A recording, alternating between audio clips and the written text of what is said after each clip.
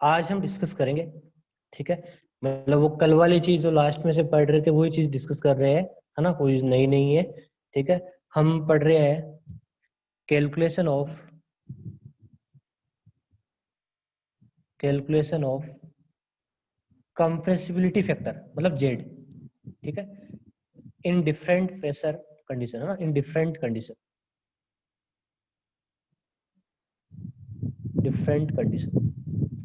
Pressure की अलग अलग कंडीशन लेके हम जेड की वैल्यू कैलकुलेट करेंगे। जेड क्या होता है, बस एक स्टूडेंट बोल रहे थे कंप्रेसिबिलिटी के बारे में बताओ, बस जेड के लिए आपको इतना ही फॉर्मूला याद करना है, जेड इक्वल टू होता है पीवी अपॉन एनआरटी, ठीक है ना। या इसको ऐसे ध्यान रख लो, V real upon V ideal.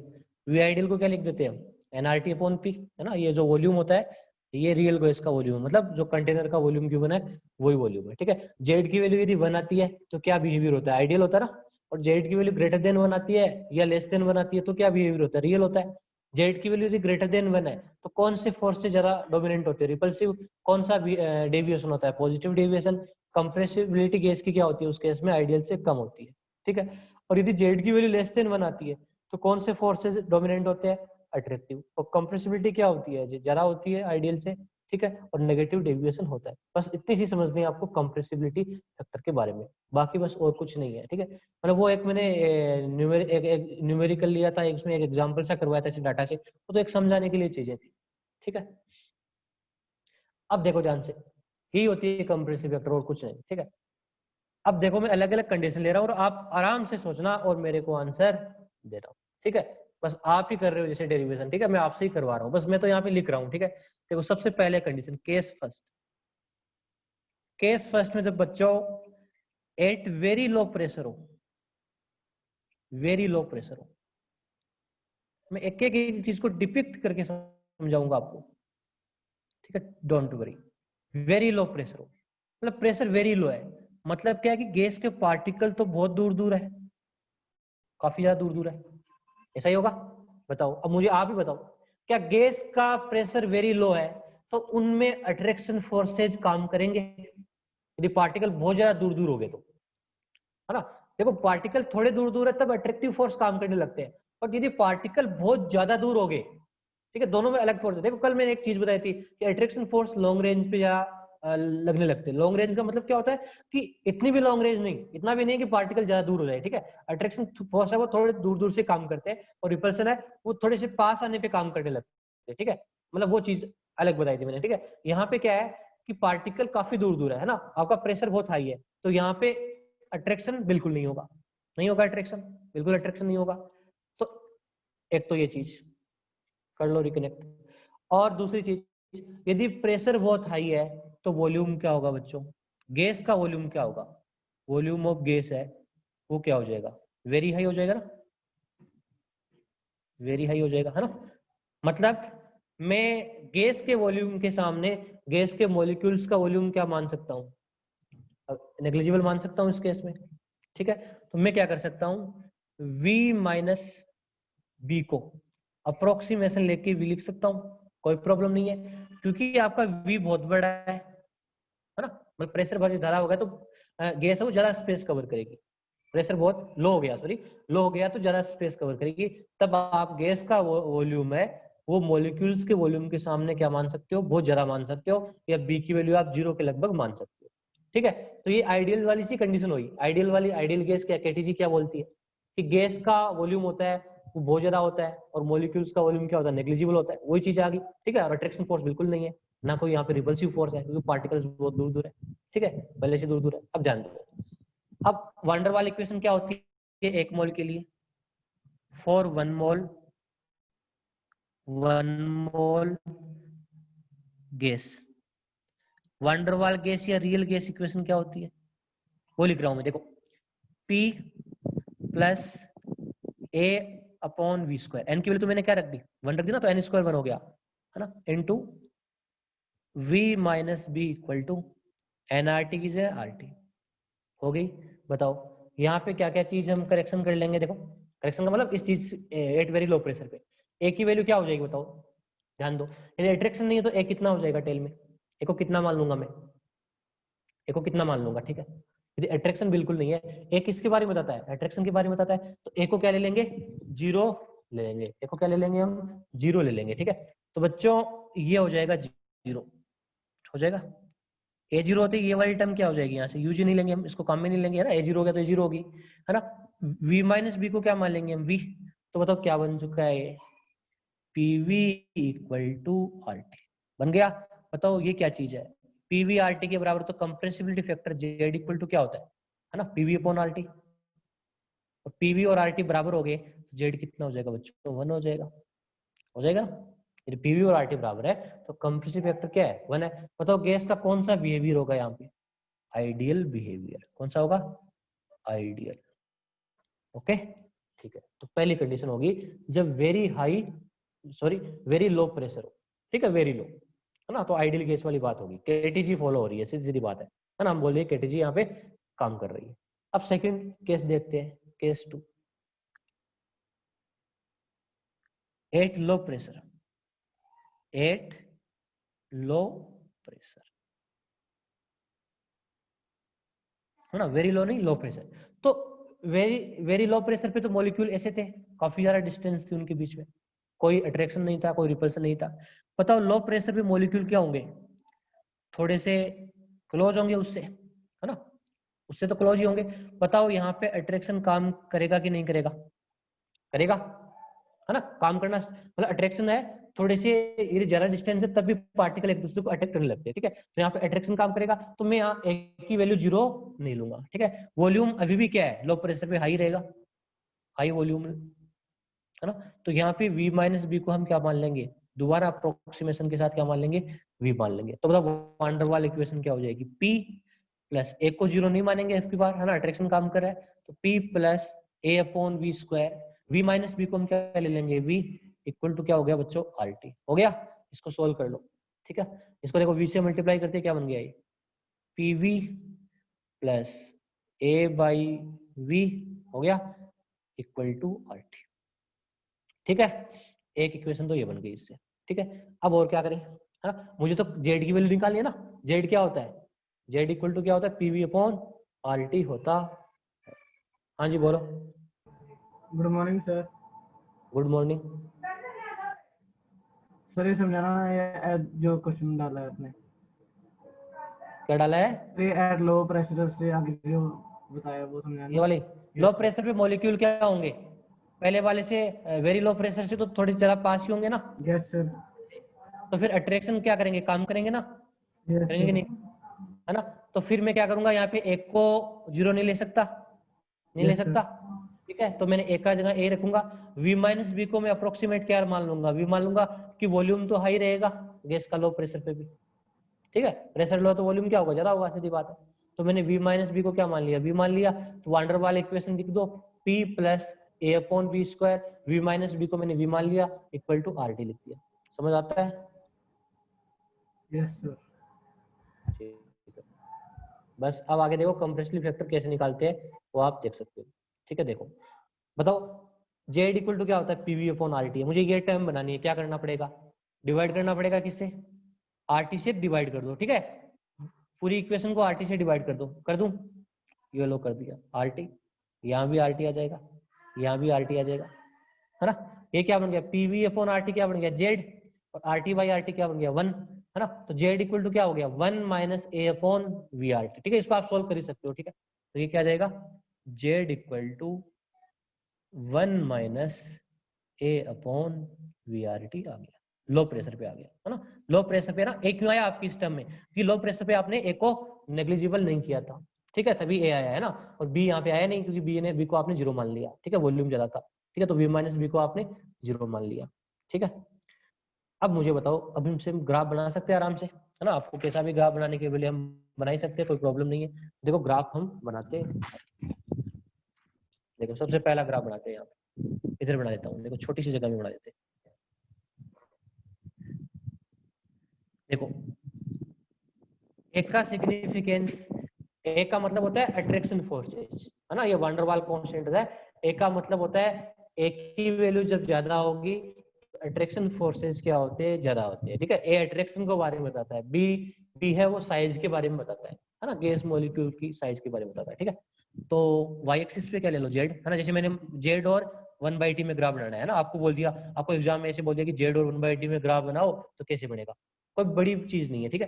कैसे बनाएंगे बच्चों, देखो जान दो, देखो इसको ऐसे लिख दो, Z equal to 1 minus A upon R T, और 1/t को ऐसे साइड में लिख लो मल्टीप्लाई करके ऐसे, ठीक है, अलग इसी लिख दो।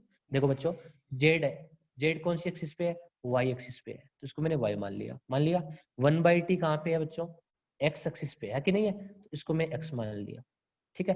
तो फिर क्या बन गया, 1 क्या एक तरह से कांस्टेंट है, तो ये क्या बन गया, इंटरसेप्ट सी, और ये क्या चीज बनती है, एक्स के जो मल्टीपल में होता है बच्चों, वो क्या होती है, स्लोप होती है ना। तो ये क्या बन गया, y equal to C plus M X. C की वैल्यू कितनी है बताओ, इंटरसेप्ट की वैल्यू 1 है, स्लोप की वैल्यू कितनी है, minus A upon R T है, ठीक है। बताओ स्लोप नेगेटिव है तो लाइन कैसी आती है, देखो स्ट्रेट लाइन बनी ना, आएगी तो स्ट्रेट लाइन आएगी, तो देखो स्लोप नेगेटिव है तो लाइन कैसी आती है बच्चों, ऐसी झुकी हुई होती है, नीचे की तरफ आती है, ऐसे आती है। स्लोप पॉजिटिव है तो ऊपर की तरफ जाती है ऐसे, ठीक है। तो बताओ ये स्लोप कितनी है ना, आपको पूछे, स्लोप है minus A upon R T, ठीक है। एक मिनट, मैंने कुछ मिस्टेक कर दी क्या, आर टी नहीं, थोड़ी मिस्टेक कर दी इसमें, सॉरी। 1/t में वी आर है ना, सॉरी ये वी आर है, इसको गलत लिख दिया यहाँ पे, वी आर है ना, वी आर, ये वी आर है ना, तो वी आर है ना, ठीक है। तो ये आ गई स्लोप आपकी।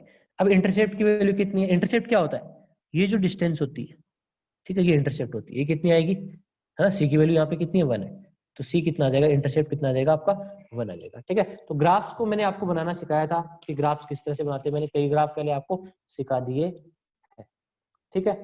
अब आपसे ही पूछे, जैसे मैं पूछ लूं आपको, दूसरा ग्राफ है वो पूछ लो, इन्हीं इक्वेशन में, इन्हीं भी आप कोई भी एक इक्वेशन है वो जो सुटेबल लगे उसको यूज करो और इक्वेशन दूसरा ग्राफ बनाओ, ठीक है। तो जैसे मैंने आपको बोल दिया कि आपको ग्राफ बनाना है पीवी और 1/v में, 1/v में ग्राफ बनाना, ठीक है। तो आपको कौन सी इक्वेशन यूज करो, देखो ये तो यूज नहीं कर सकते ना, इसमें तो प्रेशर ही नहीं है, तो इससे पहले आओ, डेरिवेशन के पहले आओ, ठीक है। पहले हमने देखो क्या निकाला है, इक्वेशन बनाई ना अभी तक, देखो मल्टीप्लाई करके, PV plus A by V equal to R T, ठीक है। तो ये इक्वेशन लिख डालो यहाँ पे, ठीक है, PV plus A by V equal to R T, है ना, ये हमारी टर्म में बीच में आई है, ठीक है ना। तो देखो अब इसको क्या लिख सकते हैं, देखो पीवी और 1/v में ग्राफ है, इसको ऐसे लिख लो, PV equal to R T minus A into 1/v, लिख लिया ऐसे, ठीक है। अब देखो पीवी वाई एक्सिस पे है, तो ये बच्चों क्या बन जाएगा आपका, वाई बन जाएगा, इक्वल टू 1/v कहाँ पे है, एक्स एक्सिस पे है, ठीक है। तो ये क्या बन जाएगा आपका, एक्स बन जाएगा, ठीक है। आर टी क्या बन जाएगी आपका, इंटरसेप्ट, और ये क्या बन जाएगा आपका, एम बन जाएगा, ठीक है। तो अब की बार स्लोप कितनी है, माइनस ए, इंटरसेप्ट कितना है, आर टी, ठीक है, बिल्कुल। अब की बार स्लोप भी नेगेटिव है ना, तो लाइन ऐसी आएगी, आएगी स्ट्रेट लाइन ही ऐसे, ऐसी आएगी, बट स्लोप कितनी आएगी इस बार, माइनस ए आएगी। इंटरसेप्ट कितना आएगा बच्चों, आर टी आएगा, ठीक है, इस तरह से। तो इस तरह से ग्राफ बनाना है, ग्राफ बनाना है ना, आप मैथ्स में भी सीखते हो ना, स्ट्रेट लाइन का ग्राफ, फिजिक्स में भी स्ट्रेट लाइन का ग्राफ बनाया बताया जाता है, और केमिस्ट्री में भी मैंने आपको करवा दिया है कि स्ट्रेट लाइन के ग्राफ कैसे बनते हैं शुरू शुरू, ठीक है। अब बात करते हैं नेक्स्ट, जो केस थर्ड है हमारा, वो है इन हाई प्रेशर रीजन की बात करें, हाई प्रेशर रीजन मतलब प्रेशर बहुत ज्यादा हाई हो, तब हम क्या करेंगे बताओ। जब प्रेशर वेरी ज्यादा हाई हो, ठीक है, तो मॉलिक्यूल्स क्या होंगे, कुल मिला के पास आ जाएंगे, है ना, पास आ जाएंगे। बताओ जब पास आते ही मॉलिक्यूल के बीच में कौन सा फोर्स डोमिनेंट होने लगता है ना, कौन सा लगने लगता है, ठीक है। अट्रैक्शन फोर्स एक कुछ हद तक होता है, ठीक है, पास पास आ जाते हैं। जब ज्यादा पास आ जाएंगे तो मॉलिक्यूल्स कौन सा फोर्स काम करने लग जाएगा, कौन से फोर्स की बात करते हैं हम, रिपल्सिव फोर्स की बात करते हैं ना। तो अब की बार रिपल्सिव फोर्स काम करने लग जाएगा, है ना। तो हम ए को क्या ले लेंगे इस बार, अप्रोक्सीमेट 0 के लगभग ले लेंगे, ठीक है। अट्रैक्शन है बट रिपल्सन ज्यादा डोमिनेट करेगा, ठीक है, तो हम ए को अप्रोक्सीमेट 0 ले लेंगे, ठीक है। क्या वॉल्यूम है वो हाई प्रेशर पे हाई होगा, नहीं, हाई प्रेशर पे आपका वॉल्यूम क्या होगा, लो होगा गैस का, वॉल्यूम ऑफ गैस क्या होगा, गैस के बीच जो एम्प्टी स्पेस है वो क्या होगा, लो होगा। क्या बताओ मॉलिक्यूल्स का वॉल्यूम हम नेग्लेक्ट कर सकते हैं इस केस में, क्या मैं v माइनस वी को अब की बार v लिख सकता हूँ, नहीं लिख सकता ना, क्यों, क्योंकि गैस का वॉल्यूम खुद का कम है ना, गैस के बीच में एम्प्टी स्पेस कम है ना, और अब ये कम है तो ये भी एक तरह से कम चीज ही है, कम में से आप कम माइनस करोगे तो कुछ सिग्निफिकेंट रिजल्ट होगा ना, है ना, नेग्लेक्टिंग, जैसे ये 10 रुपए है इसके सामने 1 रुपया है, तो 10 के सामने 1 क्या है, टिक सकता है, जबकि ये 1 लाख है और ये 1 है, नहीं टिक सकता ना। अब की बार ये 10 रुपया की तरह बराबर है ना, क्योंकि वॉल्यूम क्या है, कम है, क्योंकि प्रेशर आई है तो वॉल्यूम क्या है, कम है। तो V माइनस बी को अब की बार हम नेग्लिजिबल नहीं कर सकते, ठीक है। तो बताओ अब की बार वांडर वाल इक्वेशन क्या हो जाएगी, P प्लस ए को क्या मानेंगे 0, तो ये टर्म क्या हो जाएगी 0 into V minus B equal to R T, है ना, ये यूज करेंगे। बताओ इसको मल्टीप्लाई करिए, ये तो 0 हो गया, ये तो 0 ऐड करोगे तो P आ जाएगा ना, तो P को इससे मल्टीप्लाई करो तो क्या हो जाएगा, PV minus PB equal to R T, ठीक है। इसको मैं आगे लिख रहा हूँ, ठीक है। इससे हम क्या बना सकते हैं, देखो तो क्या बना बच्चों, PV minus PB equal to R T.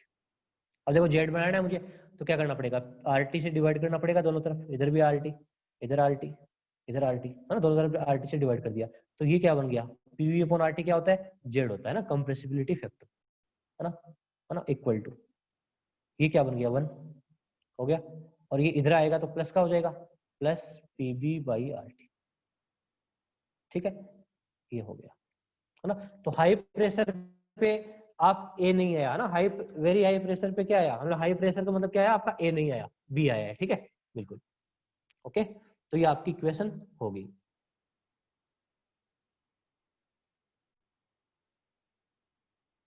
Repeat करनी है, लो रिपीट कर देते हैं। देखो हाई प्रेशर होगा तो मॉलिक्यूल्स के बीच में रिपल्सिव फोर्स डोमिनेंट होगा, तब हम क्या करेंगे, ए को क्या मान लेंगे, 0 के लगभग मान लेंगे, है ना। और हाई प्रेशर होगा तो गैस का वॉल्यूम क्या होगा, लो होगा, तो हम गैस के मॉलिक्यूल्स का वॉल्यूम अब की बार नेग्लिजिबल नहीं मान सकते, ठीक है, क्योंकि गैस के बीच एम्प्टी स्पेस इस बार कम है, ठीक है। तो V माइनस बी को मैं V नहीं लिखूंगा, तो मैं वांडर वाल इक्वेशन क्या हो जाएगी, P प्लस ए, है ना, ए आता है ना, तो एक 0 हो गया, ठीक है। देखो ये वांडर वाल इक्वेशन थी, देखो ये वाली, P plus A upon V square into V minus B equal to R T, तो ए को मैंने 0 ले लिया, V माइनस बी को मैंने क्या रखूंगा यहाँ पे, V माइनस बी रखूंगा इक्वल टू आर टी, तो PV है ना minus PB equal to RT, ठीक है। अब क्या करो, RT से डिवाइड कर दो दोनों तरफ, तो ये क्या बन जाएगा Z, ये क्या बन जाएगा 1, बस रीअरेंज कर लो, फाइनली Z इक्वल टू क्या हो जाएगा 1 प्लस PB अपॉन RT आ गया, ठीक है। अब देखो ग्राफ बनाऊं, आप ही बताना स्लोप क्या है, ठीक है, मैं ग्राफ आपसे पूछता हूँ। ये जेईई मेंस 2014 में आया था, पिछला वाला भी जेईई मेंस में पूछ रखा है, ठीक है, नीट में भी कई बार पूछ रखा है मल्टीपल टाइम्स इस चीज को। ग्राफ्स अभी तक नहीं पूछे गए, तो आपसे ग्राफ आ सकते हैं एग्जाम में, काफी ज्यादा चांस है। बताओ मैं जेड वर्सेज, मान लो मैंने 1/t के बीच में ग्राफ बनाया, दो अलग अलग ग्राफ बनाता हूँ, ठीक है, पहले 1/t के बीच में बताओ ग्राफ है वो कैसा आएगा, और स्लोप क्या आएगी, इंटरसेप्ट क्या आएगा, बता सकते हो, सिंपल है ना, कैसे करोगे, Z equal to 1 plus PB, है ना, 1/t है ना यहाँ पे, तो यहाँ पे आप 1/t लिख दो, ऐसे लिख दिया, है ना, तो स्ट्रेट लाइन होगी ना, ये आपका क्या बन गया y, ये क्या बन गया आपका x, ये क्या बन गया आपकी m। देखो बार बार इस चीज को नहीं बताने वाला, ठीक है, स्ट्रेट लाइन का ग्राफ इस तरह से आता है, ठीक है, ये m आ गया ना, तो ये आपका 1/t आपका x हो गया, ठीक है। तो स्ट्रेट लाइन आएगी, इससे पॉजिटिव स्लोप होगी इस बार, ऐसे आएगी ना, स्लोप पॉजिटिव है ना, PB पॉजिटिव है, ठीक है। तो ये आ गया इंटरसेप्ट, ये वैल्यू कितनी होगी 1, और इसकी जो स्लोप होगी जो tan थीटा है वो कितना आएगा, PB आएगा, ठीक है। ये तो आपका 1/t में ग्राफ आ गया, ठीक है ना। अच्छा आर भूल गया क्या मैं, सॉरी आर भूल गया ना, आर भी आएगा ना यहाँ पे, सॉरी आर तो भूल ही गया, देखो आर था ना यहाँ पे, तो PB/R आ जाएगा, ओके ठीक है। अब देखो दूसरा ग्राफ आपसे पूछूं मैं, ठीक है, वैसे ही मान लो ग्राफ जेड में बनाना है, जेड वर्सेज पी में बनाना है, 1/t नहीं P, तब आपका क्या ग्राफ आएगा, स्ट्रेट लाइन ही आएगी, Z equal to, quality low होगी, एक मिनट थोड़ा सा बनाना है, बस इक्वेशन लिख लो आप, Z equal to 1 plus P में बनाना ना, तो आप क्या लिखो PB/RT, है ना। तो अब की बार आपका ये क्या रहेगा, y रहेगा, ये क्या रहेगा आपका x, या क्या रहेगा आपकी बार m, है ना। तो अब की बार स्लोप कितनी आएगी, स्लोप चेंज हो जाएगी, कितनी आएगी B/RT, और इंटरसेप्ट कितना आएगा 1 ही आएगा ना, इंटरसेप्ट दोनों में सेम है, स्लोप चेंज हो जाएगी, ठीक है। बस ऐसे आपको ग्राफ बनाते रहो, ठीक है, जिस जो भी ग्राफ जैसा बनाना है।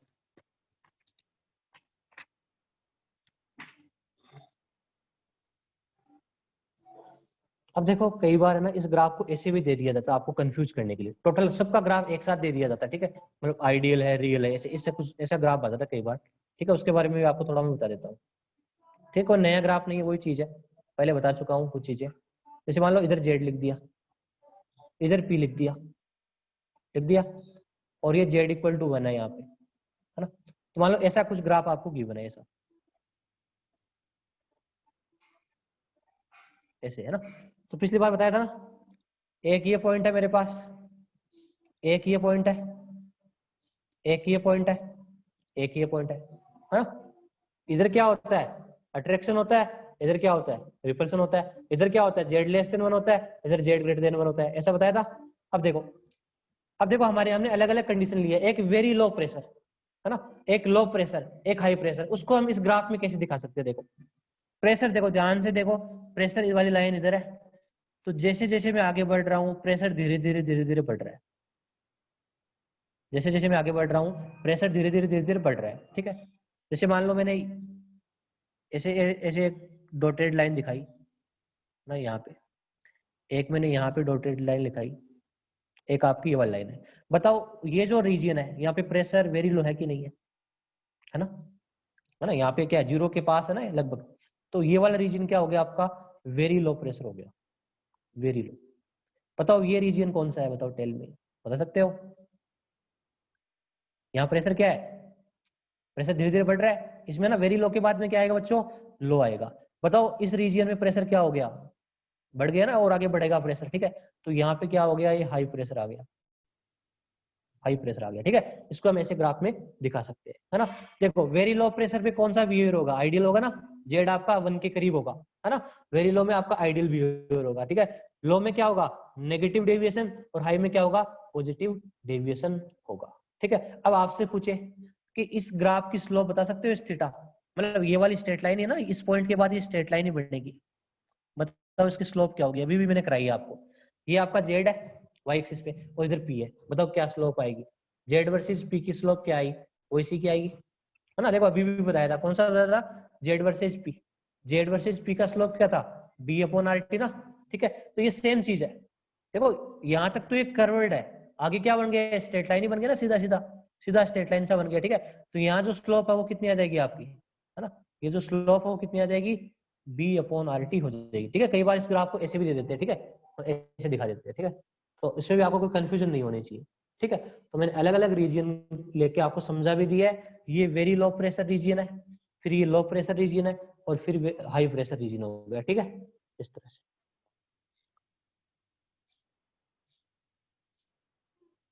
नहीं ग्राफ में ऐसे ही क्वेश्चन, जब ग्राफ से रिलेटेड क्वेश्चन आते हैं मैं आपको कराता हूँ अभी, ठीक है, कैसे क्वेश्चन आते हैं, क्वेश्चन की बात आएगी, ठीक है, डोंट वरी। ओके, एक बस थोड़ी सी एक कंडीशन के बाद मैं आपको कराता हूँ, ठीक है, वो बेसिक क्वेश्चन कैसे आते हैं। तो यार डिफिकल्ट सवाल नहीं आते, सिंपल ही आते हैं। देखो फोर्थ हमारा केस है लास्ट। देखो कुछ गैसेज होती है जिनके लिए ग्राफ होते हैं वो अलग होते हैं, ठीक है, थोड़े से, ठीक है। वो गैसेज है हाइड्रोजन और हीलियम, ठीक है। तो मैं बात कर रहा हूँ 4 गैसेज, एक मिनट थोड़ा सा,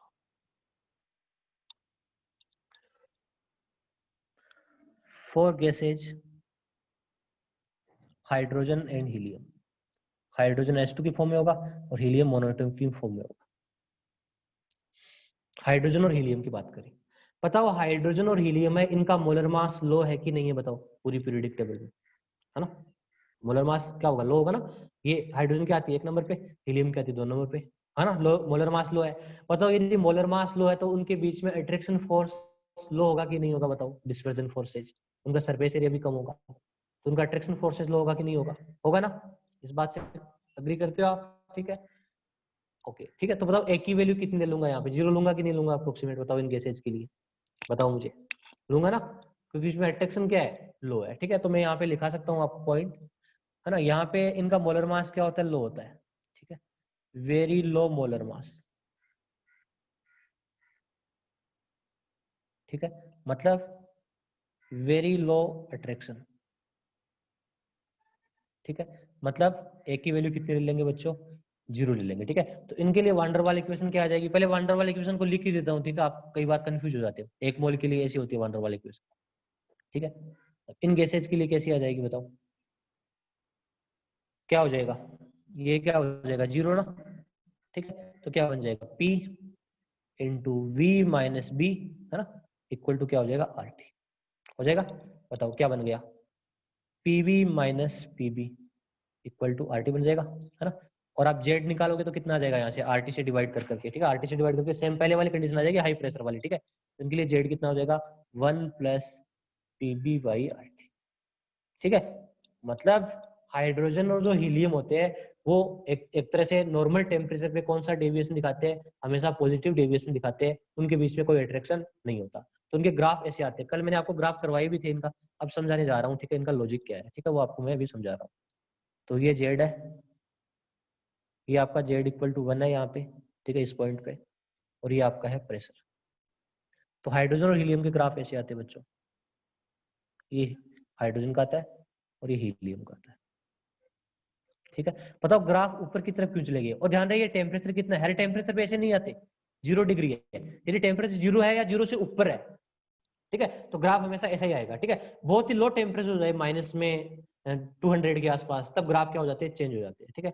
हाँ, इक्वेशन एक ही है, हाई प्रेशर की इक्वेशन और हाइड्रोजन हीलियम की इक्वेशन है वो एक ही होती है, ठीक है। बताओ यहाँ पे कौन सा डेविएशन शो कर रही है दोनों केसेस, यदि ग्राफ है जेड इक्वल टू 1 से ऊपर की तरफ जा रहे हैं तो कौन सा डेविएशन होता है, कौन सा होता है, पॉजिटिव डेविएशन होता है ना, पॉजिटिव डेविएशन, है ना। जेड क्या होगा, ग्रेटर देन 1, ठीक है बच्चों, बस ऐसे ग्राफ आते हैं, है ना। अब कोई बता सकता है बी वैल्यू हाइड्रोजन का ज्यादा है हीलियम का ज्यादा, आपसे पूछे, ठीक है, इसको भी हम प्रूव कर सकते हैं ग्राफ से। देखो ग्राफ ध्यान से सुनो, ग्राफ समझो। बताओ हीलियम का स्लोप क्या है, ये थीटा है कि नहीं है। बताओ हीलियम वाले स्लोप की वैल्यू क्या होगी। बताओ जब हम जेड और पी में ग्राफ बनाते हैं तो स्लोप क्या आती है, अभी अभी बताया था ना, जेड और पी में ग्राफ बनाते हैं स्लोप क्या आती है, बी अपॉन, जेड और पी में graph B upon R T क्या आती है, बी अपॉन आर टी, है ना, वो पिछली वाली चीज है, बी अपॉन आर टी आती है स्लोप, ठीक है। तो बताओ इसकी स्लोप क्या होगी, बी किसका होगा, बी किसका होगा, हीलियम का, और आर टी दोनों के लिए सेम रहेगा, रहेगा ना। बताओ हाइड्रोजन के लिए बात करूं, ये स्लोप बात करूं, ये ज्यादा है ना, ये एंगल ज्यादा बना रही है, ये थीटा है बड़ा वाला, ठीक है। तो ये कितना होगा हाइड्रोजन के लिए, बी किसका होगा, हाइड्रोजन का अपॉन आर टी, यही होगा स्लोप दोनों के लिए। बताओ स्लोप बड़ी किसकी होगी, हाइड्रोजन का थीटा बड़ा है या हीलियम का बड़ा है, टेल मी। हाइड्रोजन है उसका थीटा बड़ा है या हीलियम का है, हाइड्रोजन का बड़ा है ना, ठीक है। तो यहाँ क्या, यहाँ से हम क्या लिख सकते हैं, देखो स्लोप है B of helium upon R T, है ना, ये स्लोप है, लेस देन है हाइड्रोजन वाले से, है कि नहीं है। देखो आर टी से आर टी क्या हो जाएगा, कैंसिल हो जाएगा। तो बी वैल्यू है वो हीलियम की लेस देन होती है बी वैल्यू हाइड्रोजन से, क्या ये सही चीज है, बिल्कुल सही चीज है। बताओ हीलियम क्या होता है, एटॉमिक फॉर्म में होता है, और हाइड्रोजन क्या रहेगा, मॉलिक्यूलर फॉर्म में होगा। बताओ साइज किसकी बड़ी होगी, हाइड्रोजन की बड़ी होगी कि नहीं होगी, मॉलिक्यूल की साइज एटम से बड़ी होगी कि नहीं होगी, होगी ना, ठीक है। तो यहाँ से ये चीज क्या होगी, ट्रू होगी, ठीक है। तो बी की वैल्यू होती है वो किसकी ज्यादा, किसकी ज्यादा होगी, हाइड्रोजन की ज्यादा होगी। बट ध्यान दो, एक चीज हमेशा ध्यान रखना, ये जो मैं ग्राफ बनाया है हाइड्रोजन और हीलियम का, ये 0 डिग्री या 0 से ऊपर टेम्परेचर है तभी वैलिड होता है। यदि आप टेम्परेचर बहुत कम कर दो, वेरी वेरी लो कर दो, तो मॉलिक्यूल की काइनेटिक एनर्जी 0 हो जाती है, तब वो पास पास आने लगते हैं, तब वो कैसा कैसा बिहेवियर करेगी, जैसे नाइट्रोजन करती है, जैसा बाकी गैस करती है, ठीक है, वैसा ही इनके लिए ग्राफ आएगा, ठीक है। तो टेम्परेचर जब कितना हो जाए, ठीक है, ये कंडीशन भी है ना, मैं लिखा देता हूँ, यदि टेम्परेचर बहुत कम हो जाए, less than equal to -165 degree centigrade, तो ग्राफ बाकी गैसेज के जैसे ही आते हैं, ठीक है, सेम ग्राफ आते हैं, देखो ऐसे, है ना। बाकी गैसेज में ऐसे पहले लो आया था फिर ऊपर जा रहा था, ठीक है, पहले लो आया था फिर ऊपर जा रहा था, ठीक है, ऐसे ग्राफ आ जाएंगे किसके लिए, हीलियम और हाइड्रोजन के लिए, ठीक है, पहले वाले ग्राफ आ जाएंगे, ठीक है, जो नोट्स में गिवन है। तो ये तो किसी ग्राफ्स की बात, ठीक है। अब इन पे क्वेश्चन कैसे आते हैं, ठीक है, हम ग्राफ तो पढ़ रहे हैं ना, एक तो क्वेश्चन डायरेक्ट आ जाते हैं, देखो आपको बोल दिए जाएंगे एग्जाम में कि हाई प्रेशर रीजन में आपका कंप्रेसिबिलिटी का फॉर्मूला क्या होगा, ठीक है, तो Z equal to 1 plus PB upon R T होगा। बताओ लो प्रेशर में क्या होगा, 1 minus A upon V R T होगा। बताओ वेरी वेरी लो प्रेशर पे क्या होगा, जेड इक्वल टू क्या होगा, 1 हो जाएगा, ठीक है, ऐसे क्वेश्चन आते हैं, एक तो ठीक है, आइडियल बिहेवियर हो जाता है ना। बाकी के क्वेश्चन कैसे आते हैं उनको भी हम डिस्कस कर लेते हैं, ठीक है। तो देखो एक क्वेश्चन देता हूं, आप निकालिए इस क्वेश्चन को, ठीक है।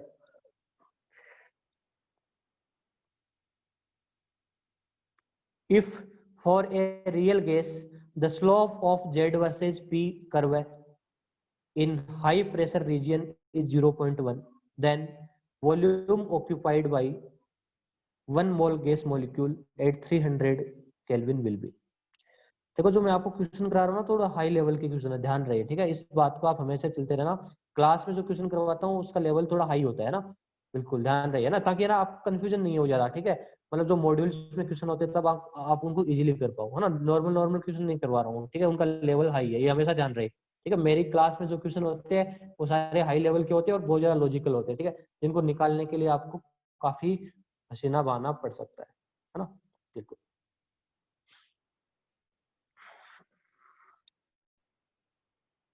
नीट में ऐसे क्वेश्चन है वो ज्यादा इतने हाई लेवल के नहीं पूछे जाते, नॉर्मल से पूछे जाते हैं, सीधा फॉर्मूला बेस, सीधा फॉर्मूला का आंसर आया, ठीक है। इसमें फॉर्मूला लगाना कोई ज्यादा बड़ी बात नहीं है, ठीक है, बट ध्यान रहे क्वेश्चन को समझना कैसे आपको। देखो, if for a real gas the slope of Z versus P curve in high pressure region is 0.1, बताओ ये 0.1 किसकी वैल्यू है, बता सकते हो? स्लोप की वैल्यू है ना। कौन सी स्लोप? जब आप जेड और पी में ग्राफ बनाते हो हाई प्रेशर रीजन में, बताओ हाई प्रेशर रीजन में जब जेड और पी के बीच में ग्राफ बनाते हो हाई प्रेशर पे, तो स्लोप क्या आती है? अभी भी मैंने सिखाया था आपको ग्राफ से, ठीक है, ग्राफ से रिलेटेड ऐसे क्वेश्चन आते हैं। बता आदित्य कुमार क्या होती है स्लोप जब हाई प्रेशर में, है ना, क्या आती है? शाबाश, बी अपॉन आर टी आती है। क्या आती है? B upon R T, very good. तो ये बी अपॉन आर टी की वैल्यू है, किसी दूसरी चीज की वैल्यू नहीं है, ये बी अपॉन आर टी की वैल्यू है। कितनी है? 0.1, ठीक है। Then volume occupied by 1 mole gas molecule, ध्यान रहे किसका वॉल्यूम पूछ रहा है? 1 मोल गैस मॉलिक्यूल का वॉल्यूम पूछ रहा है, गैस का वॉल्यूम नहीं पूछ रहा, 1 मोल गैस मॉलिक्यूल का। बताओ 1 मोल का वॉल्यूम कितना होता है, 1 मॉलिक्यूल का वॉल्यूम कितना होता है? 4/3 पाई आर क्यूब। तो 1 मोल का कितना होगा? Na से मल्टीप्लाई करना पड़ेगा। तो बताओ आप कैसे निकालोगे इस चीज को? यदि आपने पहले वाले लेक्चर अच्छे से समझ रखे हैं, ठीक है, अच्छे से, तो बिल्कुल इसको आप अच्छे से कर सकते हो, कोई दिक्कत नहीं। पिछला लेक्चर था ना एक्सक्लूडेड वॉल्यूम के बारे में, अपने अच्छे से समझ रखा है, तो इसको आप कर सकते हो आप। देखो सबसे पहले जो आपको वैल्यू गिवन है उसके अकॉर्डिंग आप, है ना, बी की वैल्यू निकाल लो। बी की वैल्यू सब पता है ना, इसमें क्या दिक्कत है बी की वैल्यू निकालने में? स्लोप क्या होगी बताओ? अभी भी बताई थी उसने, जेड और पी कर्व की क्या होगी? B upon R T. देखो ध्यान से दो, देखो इधर देखो, जब हम हाई प्रेशर रीजन की बात करते हैं तो बच्चों ये आता है equation 1 plus P B by R T, ठीक है। तो ग्राफ बना रहा हूं मैं जेड और पी के बीच में, जेड और पी के बीच में, तो स्लोप कौन सी है? ये वाली तो स्लोप है, बताओ स्लोप कितनी है? बी अपॉन आर टी, है ना, है, ओके। तो स्लोप की वैल्यू कितनी गिवन है क्वेश्चन में? 0.1 गिवन है ना। तो बताओ बी की वैल्यू कितनी हो जाएगी? 0.1। आर की वैल्यू कितनी लेनी है आपको? क्वेश्चन ने बोल दिया 0.08 ले लो अप्रोक्सीमेट, ठीक है, कैलकुलेशन को कम करने के लिए इतनी ले लो। और टी की वैल्यू कितनी है? 300। बताओ बी की वैल्यू कितनी आ जाएगी? 2.4, है ना, 2.4 लीटर पर मोल आ जाएगी। क्या आंसर सही है आपका? बताओ 2.4 मैच कर रहा है इसमें, क्या सही है आपका आंसर? सही है। क्या बी 1 मोल गैस मॉलिक्यूल का वॉल्यूम होता है? बताओ, होता है? नहीं होता। देखो क्यों नहीं होता, ध्यान दो इधर, पीछे वाले लेक्चर आपको बता रहा हूँ, ठीक है, रिपीट देखो, पीछे वाला दिखा रहा हूँ, ध्यान दो। बी ये होता है एक्सक्लूडेड वॉल्यूम होता है, उसमें सारा वॉल्यूम आ जाता है, ठीक है, एक ब्लैक वाला ये पूरा वाला, ठीक है। बताओ हमने बी का फॉर्मूला क्या लिखा था? 16/3 pi R cube into N A. इसको आगे हमने डिराइव आगे कुछ रीअरेंज करके ऐसे निकाला था, बी इक्वल टू क्या होता है? 4 into volume of 1 mole of gas molecule. होता कि नहीं होता, है ना, यही निकाला था ना। देखो दोबारा आपको ये बता देता हूँ, मैं बताने में कोई दिक्कत नहीं है मुझे। देखो बी का हमने फॉर्मूला क्या निकाला था बच्चों? 4 into 4/3 pi R cube into N A, ठीक है। बताओ 4/3 पाई आर क्यूब क्या होता है? 4/3 पाई आर क्यूब क्या होता है? एक मोलिक्यूल का वॉल्यूम। क्या होता है? एक मोलिक्यूल का, गैस के एक मोलिक्यूल का वॉल्यूम। बताओ Na से मल्टीप्लाई करते क्या हो जाएगा? 1 मोल का आ जाएगा ना। Na से मल्टीप्लाई करते क्या हो जाएगा? क्लियर नहीं दिख रही? 1 मिनट, हो जाएगा क्लियर, वेट कर लेते हैं 1 मिनट। बी क्या होता? 4 into 4/3 pi R cube. Aditya सही आ रही है स्क्रीन, है ना। तो देखो बी इक्वल टू क्या था? 4 into 4/3 pi R cube into N A. 4/3 pi R cube क्या था? एक मोलिक्यूल का वॉल्यूम गैस का, एन से मल्टीप्लाई करते क्या हो गया? 1 मोल गैस मोलिक्यूल का वॉल्यूम। तो बी का फॉर्मूला किसके बराबर होता है? 4 into volume of 1 mole gas molecules, 1 mole gas molecules होता है। अब बताओ आपको बी की वैल्यू पड़ी है, क्या आपको जो पूछा है वो आप नहीं निकाल सकते? कितना आंसर आएगा बताओ? बी की वैल्यू कितनी आई? 2.4 आई ना? बी की वैल्यू कितनी आई? 2.4। बताओ एक मोल गैस मॉलिक्यूल का वॉल्यूम निकाल सकते हो कि नहीं निकाल सकते? आप निकाल सकते हैं ना? कितना आएगा बच्चों? डिवाइड कर दो 4 से, है ना? यही चीज तो निकालनी है आपको। आपको क्या निकालना है? Volume of 1 mole gas molecule निकालना है, जो किसके बराबर है ना? 4 into volume of 1 mole gas molecule बराबर है बी के। बी की वैल्यू कितनी आई? 2.6, है ना? इंटू 4, सॉरी डिवाइड कर दो ना, इधर डिवाइड आ जाएगा ना, बी से डिवाइड आ जाएगा, ठीक है? तो बी बाई 4 मतलब 2.4 बाई 4 कितना आ जाएगा? 0.6 आ जाएगा, ठीक है? तो आंसर है कितना आ जाएगा इसका? 0.6 राइट आंसर होगा। आपको कंफ्यूज करने के लिए बहुत सारे आंसर गिवन होंगे। देखो आप है ना कंफ्यूज होके पहला आंसर भी लगा सकते थे, ध्यान रहे, ठीक है? इसलिए आंसर कौन सा आएगा? सी आएगा, ठीक है? यही मैं आपको बताना चाह रहा हूँ। तो ग्राफ से ऐसे क्वेश्चन आते हैं, ठीक है? और क्वेश्चन है उसका लेवल बहुत बढ़िया है, एकदम सोचने वाली चीज है, ठीक है? सोचने वाली चीज है।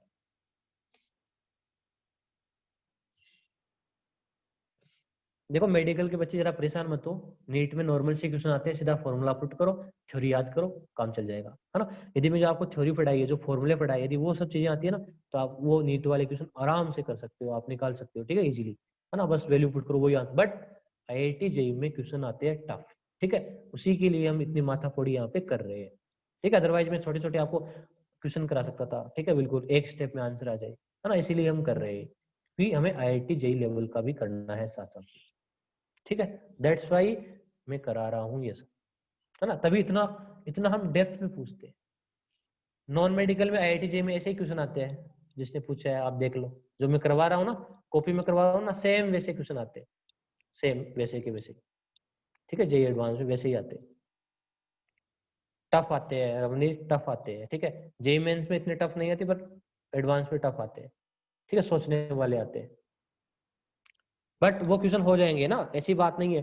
टफ क्वेश्चन में ज्यादा मजा आता है रियली में सोचने में, ठीक है? सीधे सीधे क्वेश्चन तो डायरेक्ट फॉर्मूला रखो, आंसर आ ही जाएगा, क्या प्रॉब्लम है? ठीक है? तो धीरे धीरे है ना आपका लेवल क्या हो जाएगा? बढ़ जाएगा।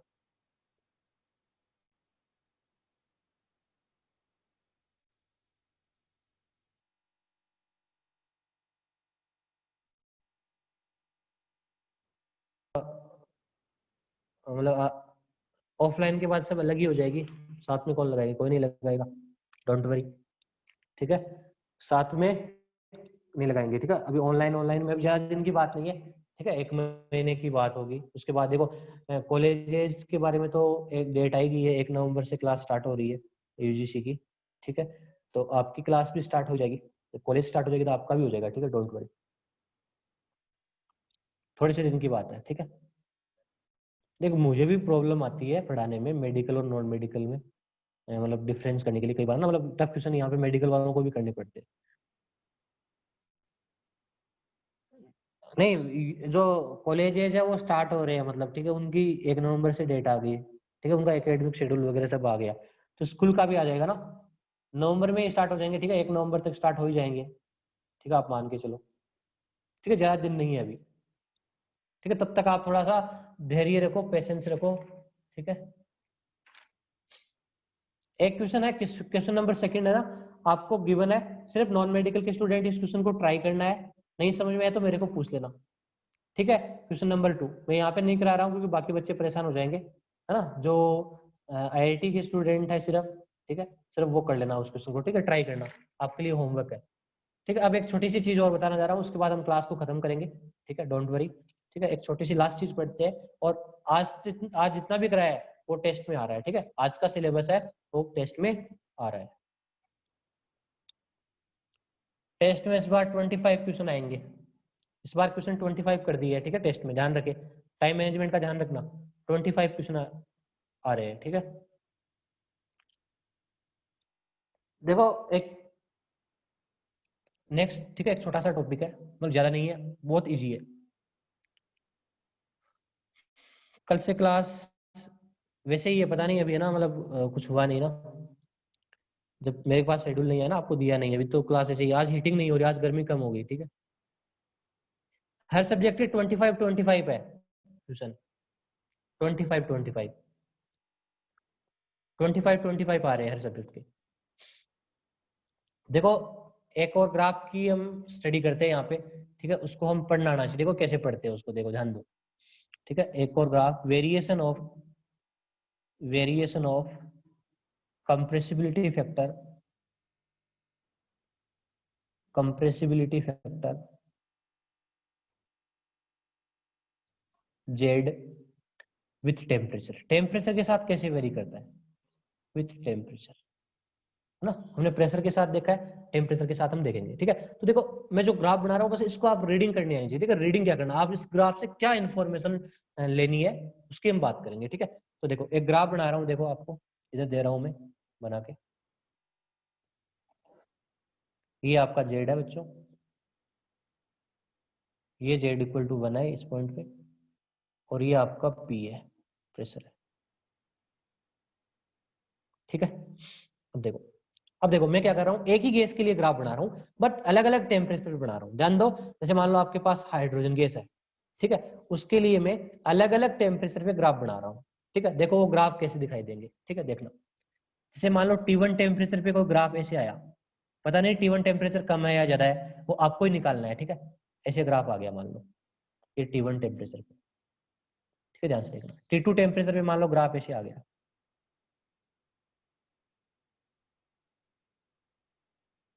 ये T2 पे, ठीक है।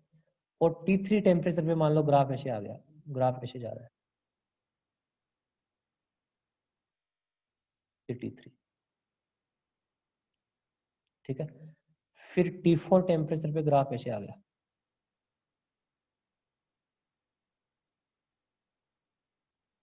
ठीक है। ये एक ही गैस के लिए अलग अलग ग्राफ है ना। अब आपसे पूछे बताओ T1 T2 T3 में से बड़ा कौन है, ऐसे पूछ ले, ठीक है। मतलब आपको एक ही गैस के लिए T1 T2 T3 पे अलग अलग टेम्परेचर पे ग्राफ गिवन है, ठीक है। बताओ T1 T2 T3 में बड़ा कौन है, क्या बता सकते हो आप मुझे? ठीक है, बिल्कुल यही मैं आपको बताना चाहता हूँ, ठीक है। बड़ा कौन है, देखो इसके निकालने के दो तरीके हैं। दो तरीके मतलब एक सीधा लॉजिकल तरीका है और एक अपना काम चलाऊ तरीका है, ठीक है, जो हम कहते हैं जैसे ट्रिक की तरह, ठीक है।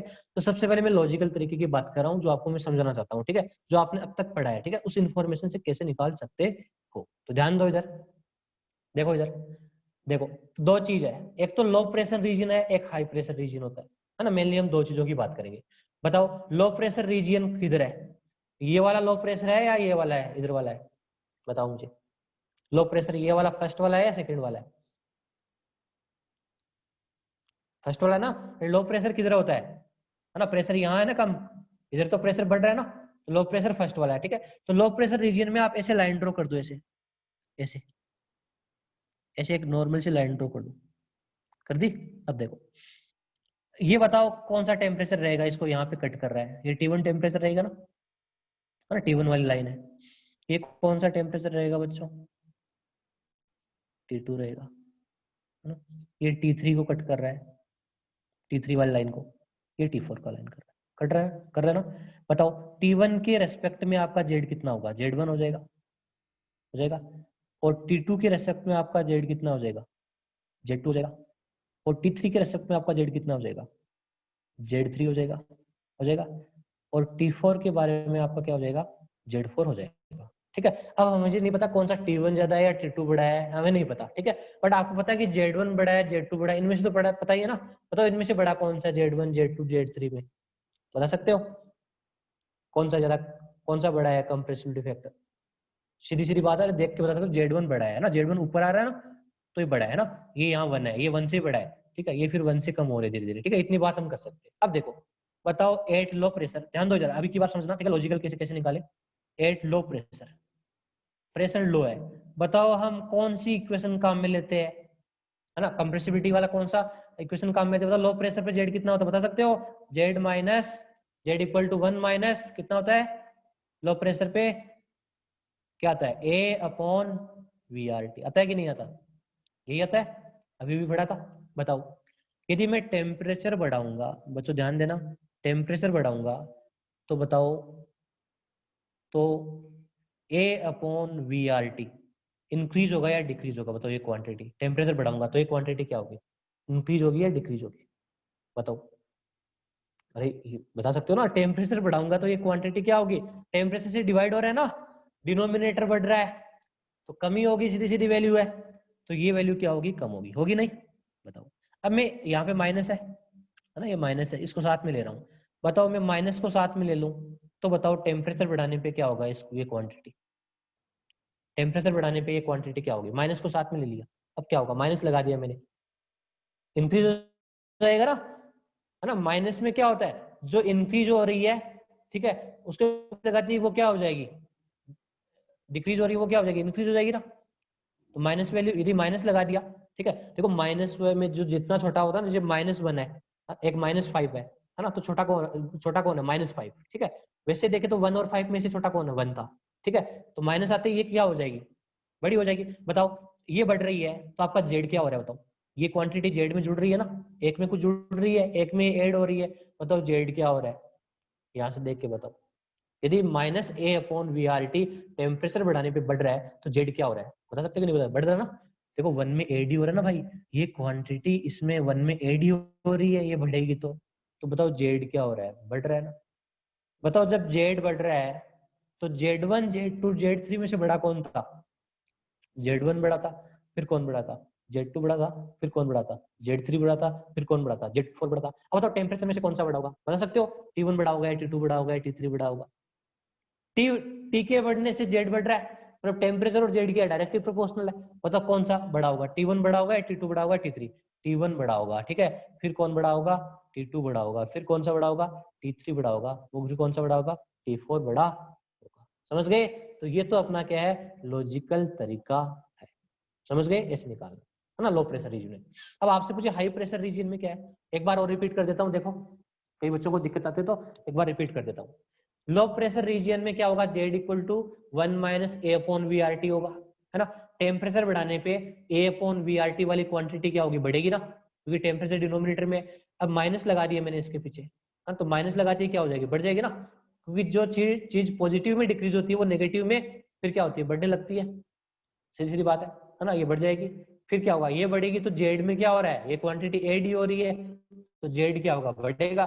जब टेम्परेचर बढ़ेगा तो जेड बढ़ेगा, मतलब जेड कौन सा बड़ा है बताओ, इस ग्राफ में हमने डिनोट किया था, Z1 बड़ा है, Z2 से, फिर Z3, फिर Z4, है ना। Z1 ऊपर ही ऊपर है ना, फिर ये नीचे नीचे, नीचे वाले तो क्या होंगे, कम ही होंगे ना, ठीक है। तो फिर Z1 बड़ा है Z2 से, Z2 बड़ा है Z3 से, ठीक है, इस तरह से, मतलब टेम्परेचर कौन सा बड़ा होगा, T1 ही बड़ा होगा। क्यों जैसन, सही मतलब बता रहा हूँ।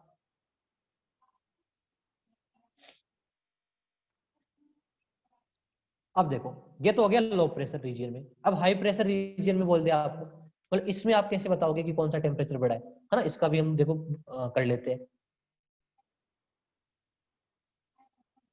हाई प्रेशर पे T4 आ रहा है बड़ा, नहीं हाई प्रेशर पे T4 बड़ा नहीं आएगा, T1 ही बड़ा आएगा, देखो कैसे आएगा, ठीक है, ध्यान दो अभी, अभी आपको करा रहा हूँ, देखो ऐसे लाइन बना लो, एक है ना, एक फिक्स प्रेशर है, ऐसे लाइन बना दो यहाँ पे, ठीक है, ऐसे थोड़ी लाइन टेढ़ी है क्योंकि मैंने ग्राफ को सही नहीं बनाया, ठीक है, सही थोड़ा सा ऐसे होना चाहिए था, ठीक है।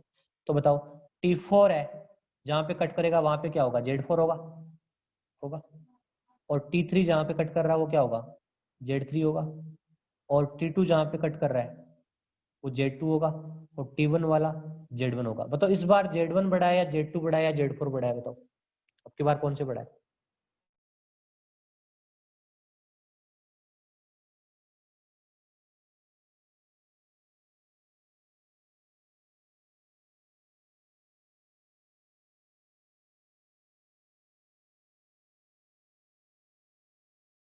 प्रेशर वाला और देख लेते फिर हम खत्म करते हैं इस चीज को, ठीक है, आज के लिए इतना ही। देखो हाई प्रेशर में क्या करोगे आप, कैसे देखोगे, ऐसे लाइन बना लो एक, ठीक है, देश देश से ऐसे बना लिया, यहाँ पे ऐसे लाइन ड्रॉ कर दो, ठीक है, एक कांस्टेंट प्रेशर पे, ठीक है, ये प्रेशर कौन, ऐसे लाइन बना लिया।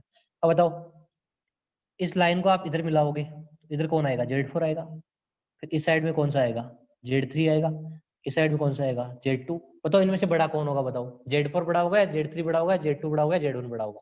यदि मैं ऐसे जहां जहां कट कर रही है उसको मिलाऊंगा तो, है ना, आपकी बार कौन बड़ा होगा, Z4 बड़ा होगा, ध्यान दो इधर, ठीक है, देख लो इधर। हाई प्रेशर पे, हाई प्रेशर पे आप मिलाओगे तो Z4 बड़ा होगा Z3 से, फिर Z2, फिर Z1 बड़ा होगा। हो गया। अब देखो हाई प्रेशर पे बताओ वांडरवाल इक्वेशन क्या होती है, हाई प्रेशर पे क्या होती है वांडरवाल इक्वेशन, कंप्रेसिबिलिटी फैक्टर क्या होता है, जेड इक्वल टू क्या होता है 1 plus PB by R T, ध्यान से देखना Jason Bansal, 1 plus PB upon R T. हो गया। अब देखो ध्यान से बताओ, मैं टेम्परेचर बढ़ाऊंगा तो पीबी अपॉन आर टी क्या होगा बताओ, क्या होगा, टेम्परेचर बढ़ाऊंगा तो क्या होगा, डिक्रीज होगा, है ना, डिक्रीज ही होगा। बताओ ये चीज डिक्रीज हो रही है तो बताओ जेड क्या होगा इस बार टेम्परेचर बढ़ाने से, बताओ ये चीज डिक्रीज हो रही है तो जेड क्या होगा टेम्परेचर बढ़ाने से।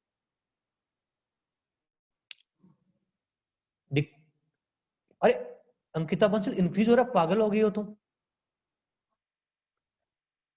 पीबी अपॉन आर टी है, टेम्परेचर बढ़ाने से ये चीज कम हो रही है तो वन में तुम कम ऐड कर रहे हो। अरे पीबी अपॉन आर टी कम हो रहा है तो वन में से तुम कम ही ऐड करो ना बार बार, जैसे जैसे टेम्परेचर बढ़ाओगे तो पीबी अपॉन आर टी तो कम होता जाएगा, फिर टेम्परेचर बढ़ाने पे आपका क्या होगा, जेड क्या हो जाएगा, डिक्रीज हो जाएगा, जेड क्या हो जाएगा, डिक्रीज हो जाएगा। अरे इसमें अंकिता इसमें समझने वाली क्या बात है, सीधी सीधी बात है, ये तो 2 रुपए 5 रुपए 7 रुपए वाली चीज है ना। ये आपका जेड का इक्वेशन है हाई प्रेशर पे, Z equal to 1 plus PB by R T. यदि मैंने टेम्परेचर बढ़ाया है ना, टेम्परेचर डिनोमिनेटर में आ रहा है तो डिनोमिनेटर आपका बढ़ेगा तो पीबी अपॉन आर टी क्या होगा, कम ही होगा, तो फिर वन में कम ऐड होगा, है ना, ये चीज कम हो जाएगी टेम्परेचर के साथ, तो वन में धीरे धीरे कम वैल्यू ऐड होती जाएगी तो जेड क्या हो जाएगा आपका, डिक्रीज हो जाएगा। ठीक है, बताओ अब की बार टेम्परेचर कौन सा बड़ा होगा, जेड और टी इनवर्सली प्रोपोर्शनल है, तो देखो जेड 4 है वो बड़ा है, क्या टी 4 बड़ा होगा इस बार, बताओ मुझे, इनवर्सली ना टेम्परेचर के बढ़ाने से आपका जेड क्या हो रहा है, डिक्रीज हो रहा है, तो टी 4 तो बड़ा नहीं होगा ना, अब की बार कौन बड़ा होगा, टी 1 ही बड़ा होगा, सबसे छोटा कौन होगा टी 4, फिर कौन होगा टी 3, फिर कौन होगा टी 2, फिर कौन होगा टी 1, है ना। अब की बार क्या है, टेम्परेचर के बढ़ने से जेड क्या हो रहा है, डिक्रीज हो रहा है ना, जेड कौन सा बड़ा है यहाँ पे जेड 4, तो टेम्परेचर कौन सा बड़ा होगा टी 1, और टेम्परेचर कौन सा छोटा होगा टी 4, मतलब यदि जेड 4 बड़ा है तो टी 4 छोटा होगा, क्यों, क्योंकि टेम्परेचर के बढ़ने से आपका जेड क्या हो रहा है, डिक्रीज हो रहा है। तो ये तो एक लॉजिकल सी बात हुई। अब इस चीज को हम डायरेक्ट ऐसे भी कर सकते हैं, इतनी माथाफोड़ी करने की कोई जरूरत नहीं है। ठीक है, बिल्कुल मैं आपको सीधा ही बता सकता हूँ, देख लो ग्राफ से, बताओ ग्राफ है, अट्रैक्शन फोर्सेज कौन से ग्राफ में ज्यादा है बताओ, टी 1 वाले में ज्यादा है, टी 2 वाले में ज्यादा है, टी 3 में, टी 4 में ज्यादा है, इतना तो बता सकते हो, कल पढ़ाया था। अट्रैक्शन फोर्सेज किस में ज्यादा होते हैं, जिसका मिनिमा सबसे नीचे आता है, जो नीचे नीचे आता है उसमें अट्रैक्शन फोर्सेज क्या होती है, ज्यादा होते हैं। बताओ अट्रैक्शन फोर्सेज ज्यादा होंगे तो टेम्परेचर कम होगा या ज्यादा होगा, बताओ, कम टेम्परेचर पे अट्रैक्शन फोर्स ज्यादा होते हैं, ज्यादा टेम्परेचर पे होते हैं, अट्रैक्शन फोर्सेज आपका ज्यादा है तो काइनेटिक एनर्जी क्या है, कम है, मतलब टेम्परेचर क्या है, कम होगा, तो बताओ कौन सा बड़ा हो जाएगा, T4 टेम्परेचर तो क्या होगा, लो ही होगा ना, क्योंकि T4 पे अट्रैक्शन फोर्सेज क्या है, कम है, तो T4 आपका कम होगा, क्योंकि अट्रैक्शन फोर्सेज आपका सॉरी एक उल्टा बोल गया, अट्रैक्शन फोर्सेज यहाँ पे ज्यादा है ना, ये मिनिमा आ रहा है, यहाँ नीचे नीचे आ रहा है ना, तो अट्रैक्शन फोर्सेज यहाँ पे ज्यादा है, मतलब काइनेटिक एनर्जी यहाँ पे क्या है, कम है, जब काइनेटिक एनर्जी कम है तो टेम्परेचर भी क्या है, कम है ना, काइनेटिक एनर्जी टेम्परेचर के डायरेक्टली प्रोपोर्शनल होती है 3/2 kT। ठीक है, तो यहाँ पे अट्रैक्शन फोर्सेज ज्यादा है तो यहाँ पे काइनेटिक एनर्जी क्या है, कम है, मतलब T4 क्या है, सबसे कम होगा, है ना, यहाँ पे अट्रैक्शन फोर्सेज कम है मतलब काइनेटिक एनर्जी क्या है, ज्यादा है, काइनेटिक एनर्जी ज्यादा है मतलब टेम्परेचर भी क्या है, ज्यादा है। ठीक है, इस चीज को भी आप देख सकते हो। ठीक है, जहाँ पे अट्रैक्शन फोर्सेज ज्यादा होंगे वो वाला टेम्परेचर भी क्या होगा, लो होगा, है ना, क्योंकि अट्रैक्शन तभी होगा जब काइनेटिक एनर्जी क्या हो, कम हो, है ना, मॉलिक्यूल पास पास आए, इस चीज को आप डायरेक्ट भी ऐसे देख सकते हैं। समझ आ गया आप,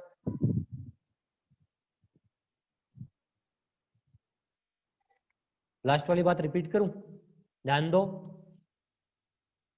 मिनिमा वाली देखो, कल मैंने ग्राफ बताया था है ना, एक ऐसे है, ठीक है, जो मिनिमा होता है, ठीक है, जो कल मैंने ये बताया था ना, एक बार दोबारा बता देता हूँ, देखो कल हम देखो इस बी पॉइंट पे क्या था, मैक्सिमम अट्रैक्शन था ना, जो नीचे नीचे आता है मिनिमा, उसमें मैक्सिमम अट्रैक्शन था। ठीक है, तो मिनिमा सबसे नीचे कहाँ पे आ रहा है, T4 वाले का मिनिमा सबसे कम है ना, सबसे ज्यादा है ना, मतलब मिनिमम सबसे नीचे नीचे आ रहा है ना ये ग्राफ में। ठीक है, इसका मिनिमा क्या है, मतलब सबसे नीचे आ रहा है। ठीक है, तो यहाँ पे मैक्सिमम अट्रैक्शन है, यहाँ पे फिर कम है, यहाँ पे फिर और कम है, यहाँ पे फिर और कम है, अट्रैक्शन मैक्सिमम कहाँ पे है, T4 पे, मतलब काइनेटिक एनर्जी कहाँ पे कम है, T4 पे, मतलब जो काइनेटिक एनर्जी कम है तो टेम्परेचर क्या होगा, लो होगा ना। देखो काइनेटिक एनर्जी होती है 3/2 kT, ठीक है। तो अट्रैक्शन ज्यादा है, इसका मतलब टेम्परेचर क्या होगा, लो होगा ना, क्योंकि काइनेटिक एनर्जी कम होनी चाहिए ना अट्रैक्शन के लिए, है ना। अट्रैक्शन के लिए काइनेटिक एनर्जी क्या होनी चाहिए, कम होनी चाहिए, पार्टिकल क्या होनी चाहिए, क्लोज होनी चाहिए, पास आनी चाहिए थोड़ी, ठीक है, तभी अट्रैक्शन होगा ना ज्यादा। अट्रैक्शन ज्यादा कब होगा, तो पार्टिकल क्या आएंगे, क्लोज आएंगे। क्लोज कब आएंगे, जब काइनेटिक एनर्जी क्या हो, कम हो, मतलब टेम्परेचर क्या हो, कम। ठीक है, इस तरह से भी हम इसको देख सकते हैं। तो आज के लिए इतना ही, ये सारे टेस्ट में आ रहा है, यहाँ तक आप अच्छे से पढ़ना। 25 क्वेश्चन आ रहे हैं इस बार टेस्ट में, ठीक है। Okay, thank you, see you soon. कोई डाउट है तो आप